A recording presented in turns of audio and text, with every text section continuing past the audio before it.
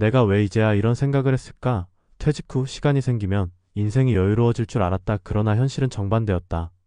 자유는커녕 매달 고정 지출에 쫓기고 자존감은 끝없이 추락했다.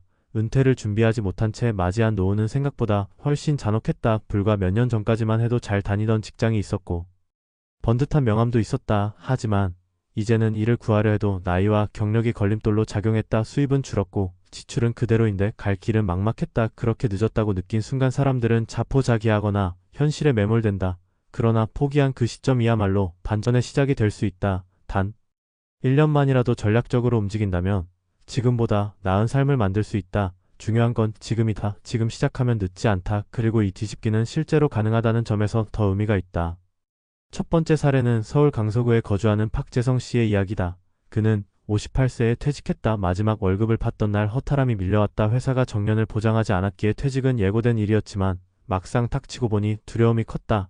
그동안 노후 준비를 하지 못한 탓에 국민연금 외에는 수입이 없었고 퇴직금도 대부분 자녀 교육비와 생활비로 소진한 상태였다. 처음 몇 개월은 막막했지만 그는 동네 평생학습관에서 시니어 금융교육 강의를 들으며 변화를 시도했다. 하루 2시간씩 투자해 온라인 재테크 강의도 수강했고 실제로 소액이지만 ETF 투자를 시작했다. 동시에 공공일자리 포털을 통해 노인 일자리에 지원했다. 그는 동네 도서관 관리 보조로 일하며 월 40만원가량의 수입을 얻었고 투자로도 매달 작게나마 배당 수익을 챙겼다. 무엇보다 중요한 변화는 금전적인 것이 아니라 심리적인 것이었다. 나도 다시 뭔가 할 수 있다는 자신감을 얻자 삶의 리듬이 달라졌고 지출 관리도 철저히 하게 되었다. 불과 1년 전과 비교하면 수입은 여전히 적지만 소비는 줄었고 마음은 훨씬 단단해졌다. 두 번째 사례는 퇴직 후 지방으로 귀촌한 이은경 씨의 사례다. 그는 60세 생일을 앞두고 서울의 아파트를 정리하고 강원도 평창으로 내려갔다. 주변에서는 다들 왜 이제 와서 그런 선택을 하느냐며 만류했지만 그는 오히려 늦었기에 가능한 도전이라고 말한다. 귀촌 초기에는 생계가 가장 큰 문제였다. 그러나 그는 평소 요리와 수공예에 흥미가 있었기에 마을 주민센터에서 주최하는 창업 교육에 참여했다. 그곳에서 만난 또래들과 협업해 작은 마을 카페를 열게 됐고 커피와 수제 간식을 판매하면서 월 수입 70만원 수준의 매출을 올리게 되었다. 물론 큰 돈은 아니지만 지출이 많지 않은 귀촌지에서는 충분히 생활이 가능했다. 무엇보다 중요한 건 이 카페가 단순한 수입원이 아니라 공동체 내에서의 역할과 존재감을 회복해주는 공간이 되었다는 것이다. 그는 말한다. 경제적인 여유보다 마음의 활력을 먼저 되찾았다. 삶의 의미가 회복되니 자연스럽게 다시 계획을 세우게 되더라고. 세 번째 사례는 퇴직 후 IT 업계 자문활동을 시작한 최영훈 씨다.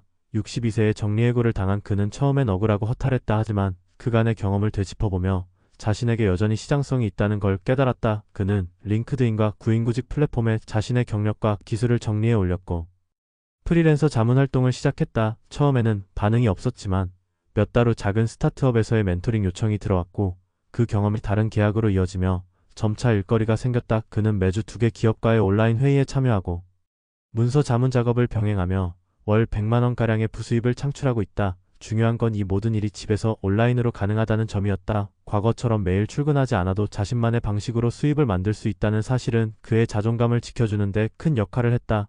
그는 직장은 사라졌지만 일은 남았다. 나를 필요로 하는 곳이 있다는 게 삶을 다시 움직이게 했다고 말한다. 이 세 가지 사례에는 공통점이 있다. 바로 늦었다는 생각을 내려놓고 지금 할 수 있는 것부터 시작했다는 점이다. 노후 준비의 핵심은 자산이 아니라 태도에 있다. 물론 여유 자산이 많다면 좋겠지만 그렇지 않더라도 뒤집기는 가능하다. 하루하루를 버티는 것이 아니라 스스로 방향을 틀겠다는 의지가 있을 때 변화는 시작된다. 단 1년만이라도 소비 구조를 재정비하고 자신의 역량을 객관적으로 정리하며 수입의 가능성을 탐색한다면 뒤집기는 결코 허상이나 이상이 아니라 오히려 다급한 상황이기에 더 빠르고 집중력 있게 움직일 수 있다. 늦은 노후 준비를 시작할 때 가장 중요한 건 두려움보다 작은 실행이다. 첫 걸음이 거창할 필요는 없다. 내가 가진 것과 잘할 수 있는 것을 파악하고 그것으로 하루 1시간만 투자해보는 것이다. 그 일 시간이 쌓이면 1년 후에는 생각보다 훨씬 멀리 나아간 자신을 보게 될 것이다. 지금 시작하지 않으면 결국 또 1년이 흐르고 말 것이다. 그러니 지금 이 순간 망설이지 말자. 지금이 바로 뒤집기의 시작점이다. 많은 사람들이 노후 준비는 젊을 때부터라고 말한다. 틀린 말은 아니다. 하지만 현실은 이상과 다르다. 특히 50대 후반이나 60대에 접어든 분들에게 이제라도 준비하세요 라는 말은 때로 무책임하게 들리기도 한다. 이미 자녀 교육에 대부분의 자산을 소진했고 퇴직은 했거나 눈앞에 다가왔고 건강이나 체력도 예전 같지 않은 상황에서 대체 무슨 수로 준비를 하라는 건지 막막할 수밖에 없다. 하지만 이럴 때일수록 중요한 건 판단과 행동이다.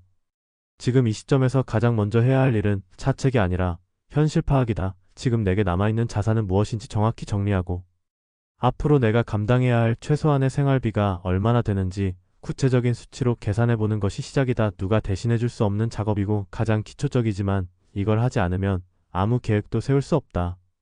많은 분들이 국민연금이나 퇴직금 정도면 어느 정도 살아갈 수 있을 거라 막연히 기대하지만 실제로 은퇴 후 삶은 그런 단순 계산으로는 유지되지 않는다. 월 몇십만 원의 차이가 절망과 희망을 가르는 기준이 될 수 있다. 지금 필요한 건 무작정 큰 수익을 노리는 투자가 아니라 지출 구조를 재편하는 일이다.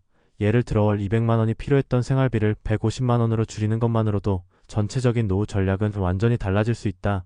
지금의 주거비가 과도하진 않은지, 통신비나 보험료에서 세고 있는 비용은 없는지, 작은 항목이라도 직접 손에 잡히는 지출 내역부터 점검해봐야 한다. 절약이라는 말이 진부하게 들릴 수 있지만 이건 절약이 아니라 구조조정이다. 기업이 위기에서 회생하려면 사업 구조를 바꾸듯이 개인도 위기의 순간에는 소비 구조부터 점검해야 한다. 이렇게 소비를 다잡았다면 다음은 수입이다.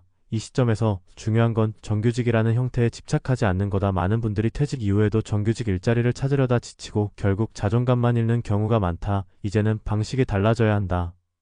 일을 찾는 게 아니라 역할을 찾는 것이다. 내가 할 수 있는 역할이 무엇인지 객관적으로 정리하고 그것을 필요로 하는 곳과 연결되는 방식이 훨씬 효과적이다. 요즘은 온라인 플랫폼을 활용하면 지역을 넘어서 다양한 일거리를 찾을 수 있다. 시니어를 대상으로 한 공공 일자리도 다양해지고 있고 프리랜서 형태로 자문을 제공하는 방식도 점점 많아지고 있다. 중요한 건 이걸 작은 일이라고 폄하하지 않는 자세다. 처음 수입이 작더라도 일이라는 축이 내 삶 안에 다시 들어오면 생각보다 많은 것이 달라진다. 일은 단순히 돈을 버는 수단이 아니라 사회와 연결되는 통로이기 때문이다. 특히 남성 은퇴자의 경우에는 이 연결고리가 끊겼을 때 급격히 삶이 무너지는 경우가 많다. 그러니 수입의 크기보다 연결의 의미를 먼저 생각해보는 게 필요하다. 그 다음으로 중요한 건 관성과 거리두기다. 퇴직 이전의 삶과 지금의 삶은 다르다. 그런데 많은 분들이 예전의 사고방식이나 소비 습관을 그대로 끌고 온다. 예를 들어 예전엔 외식을 일주일에 두세 번 했고 자동차 유지비에 관대했으며 자녀에게 당연히 지원해야 한다고 생각했다면 이제는 그런 당연함을 다시 점검해야 한다. 지금 내가 쥐고 있는 펜은 이전과 다르다면 그에 맞는 전략을 짜야 하는 게 이치다. 문제는 과거의 자존심이나 기준이 계속 발목을 잡는다는 거다. 그래서 스스로 묻는 연습이 필요하다. 지금 이 소비는 진짜 필요한가? 이 선택은 내 기준에서가 아니라 남의 시선 때문이 아닌가 하는 질문을 반복하다 보면 조금씩 기준이 달라지기 시작한다. 노후 준비라는 건 꼭 돈을 많이 버는 것만이 아니라 내 삶의 구조와 기준을 현실에 맞게 조율하는 과정이기도 하다. 마지막으로 꼭 드리고 싶은 말이 있다. 바로 혼자 하지 말라는 것이다. 노후 준비는 누구나 처음 해보는 일이다. 아무리 뛰어난 사람도 생애 한 번뿐인 경험이다. 그만큼 시행착오가 많을 수밖에 없다. 그런데 우리는 이상하게도 이걸 혼자 해결하려 한다. 도움을 구하고 조언을 구하는 건 결코 부끄러운 일이 아니다. 지역의 복지관이나 시니어 지원센터를 방문해보면 생각보다 많은 정보와 자원이 있고 나와 비슷한 고민을 가진 사람들도 있다. 그들과의 연결은 단지 정보가 아니라 정서적인 동력까지 제공해준다. 아무리 경제적으로 치밀하게 준비해도 마음이 지치면 실천이 안 된다. 그런 점에서 관계는 또 다른 자산이다. 이 관계는 과거의 직장 인맥이 아니라 지금 이 순간 같은 고민을 가진 사람들과의 연대에서 더 진짜 힘을 발휘한다. 결국 지금 우리가 할 수 있는 노후 준비란 거창한 재테크도 아니고 대단한 성공 전략도 아니다. 지금 이 자리에서 할 수 있는 가장 작은 선택을 하루하루 실천해 나가는 것이다. 이 선택이 1년 동안 누적되면 삶은 어느새 다른 궤도에 올라가 있게 된다. 빠르게 바꿔야 한다는 조급함보다 꾸준하게 바꾸겠다는 결심이 더 중요하다. 늦었다고 생각하는 지금이야말로 가장 빠르게 움직일 수 있는 기회다. 그러니 주저하지 말고 단 한 걸음이라도 나아가자. 그 한 걸음이 언젠가 인생 전체를 다시 움직이게 될 것이다.